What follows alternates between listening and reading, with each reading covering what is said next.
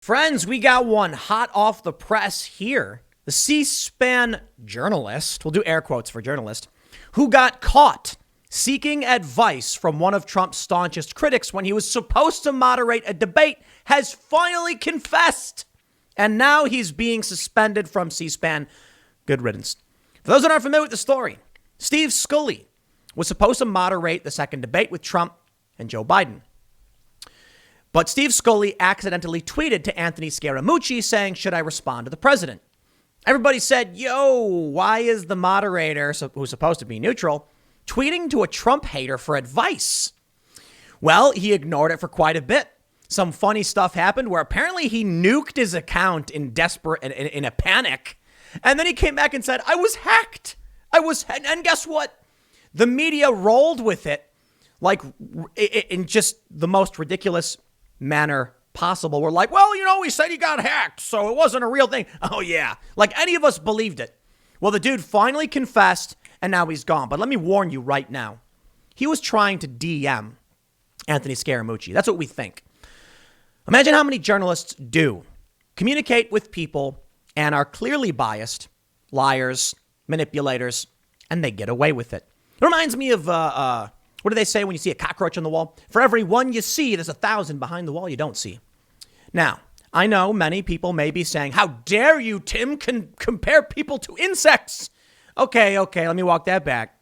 I am a journalist and I did work for some of these big companies, so consider it one of those things where I'm allowed to insult myself. I'll put it that way. Well, I'll put it this way, actually. Journalists call themselves vultures. It's a phrase, vulture. Circling around, waiting for death to go and get the information. They call themselves vultures, and there are groups that refer to themselves in that way. So sure, I'll tone it down a little bit. But I tell you what, man, these journalists, it's anti-journalism. That's what it is. That's what I call it, anti-journalism. It's not enough for them to not be journalists. They are actively anti-journalist, trying to suppress information and make it harder for you to understand what's happening. I want to show you this quick tweet from Cigar and Jetty. He said, when you boomer so hard that you mistakenly tweet a DM and can't figure out how to delete the tweet, so you nuke your whole account. Apparently, when he did this back on October 9th, he deleted his entire account.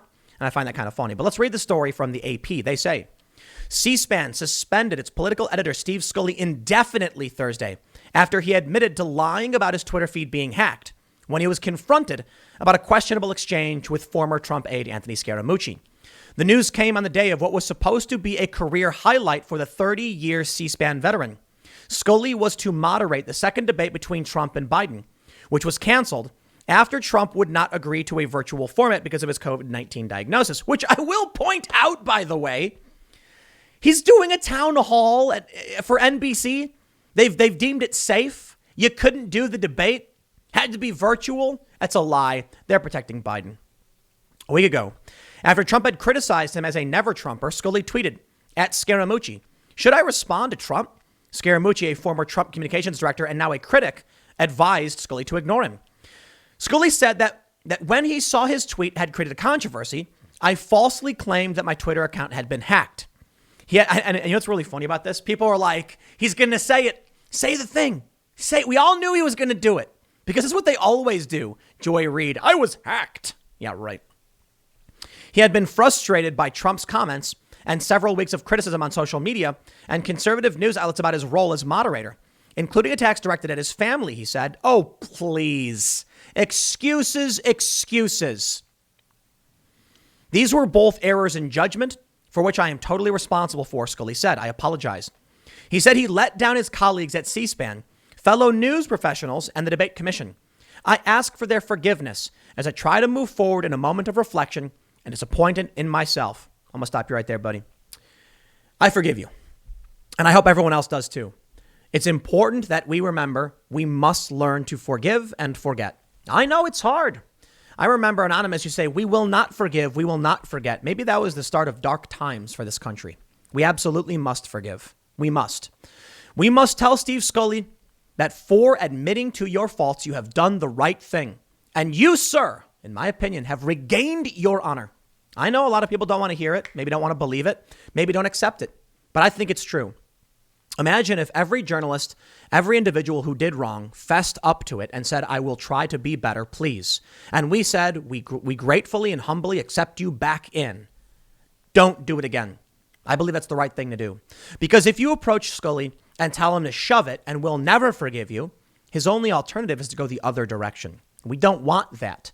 We want him to come back and be a better journalist. Now, maybe you're saying, Tim, this guy's claimed to have been hacked in the past several times. Yep. He's only saying it because he got caught. That's true. But you give people more than one shot. I think you give people 3 strikes. That seems like a good number. 3 strikes and you're out. This guy made a mistake. He fessed up to it. Okay, we're going to stop right here. I say, sir, you did the right thing by admitting it. I respect this tremendously. It was probably not an easy thing to do. I mean, he could have just carried on saying, nope, I got hacked. Shut up. Nope, I got hacked. But he confessed. He's lost his job over it. That was the right move. And I absolutely respect that. And I hope you will recognize that as well. And I hope we can do this for more people. And I hope Steve from this comes back better and never does it again. Because I have goodwill. I'm willing to extend it to someone like Steve.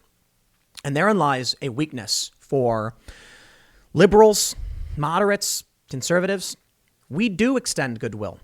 Not every single person, of course, but there's a tendency to extend goodwill on our side, and there's not on the left. I'm sick of cancel culture. That's a left-wing thing. Some right-wing people have tried and have done stuff like that, but it's usually in kind. You know, the left will do something and then the right will respond. Let's knock it off. I don't like cancel culture. I don't want this guy getting fired. I'll tell you what, don't suspend him indefinitely. He fessed up. What you do is you give him a garbage routine or whatever. You say, okay, your beat's officially going to be, covering the interns or something. Here we go. C-SPAN said Scully confessed to lying about the hack on Wednesday. He understands that he made a serious mistake. We were very saddened by this news and do not condone his actions. The debate commission did not immediately return a message seeking comment. Scully has led the network's presidential election coverage since 1992, but the suspension means he won't be part of C-SPAN's election night programming. Scully has been the moderator of the Washington Journal, the weekly call-in program, and regularly hosted other C-SPAN programs. The network said Scully has consistently demonstrated fairness and professionalism and built a reservoir of goodwill. After some distance from this episode, we believe in his ability to continue to contribute to C-SPAN, the network said. I'm glad to hear it. So they say he's suspended indefinitely. Maybe he'll never come back. I don't know.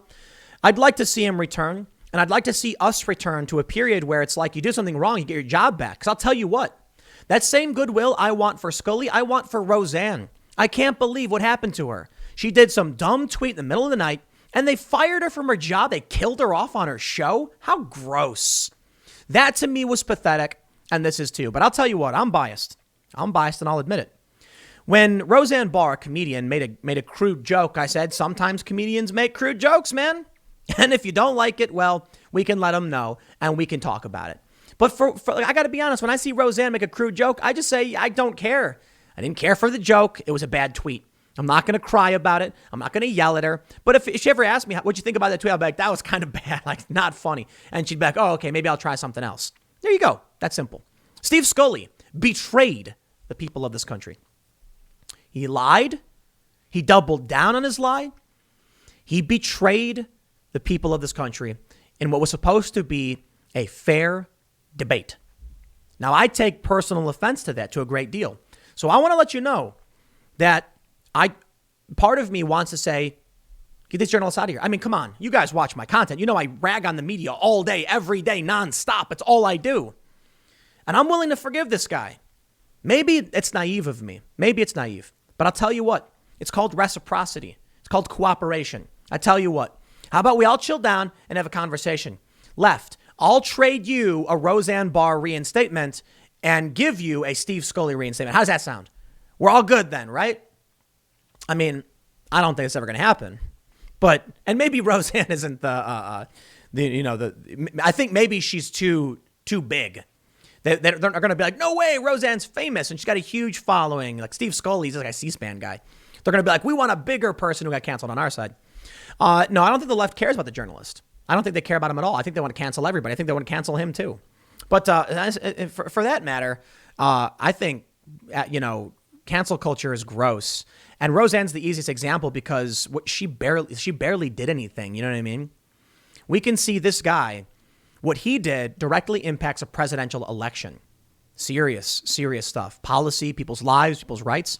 And what Roseanne did was made a bad joke. There's a bunch of other people I could think of to name in terms of cancel culture and all that stuff, but I got to be honest, Roseanne's the one that comes to mind because I think it's the most shocking and offensive. And when I see these ads for the Connors, I'm like, get out of here. Like, I know, I don't want to take their jobs away either, but no one should have been canceled over this. Look, maybe I'm too forgiving. Maybe you let this guy back in and he just does it again. And, fool me once, shame on me. Fool me once, shame on you. Fool me twice, shame on me. But I think we got to be more forgiving, man. I think we got to learn how to get past this ridiculous cancel culture age. And we got to start by accepting, people's apologies. I'll leave it there. Next segment's coming up tomorrow at 10 a.m. Tonight is the debate. No, wait, it's not. Tonight's the town hall. 2 town halls. Have a fun night. I'm going to order some pizza or something. I'll see y'all tomorrow.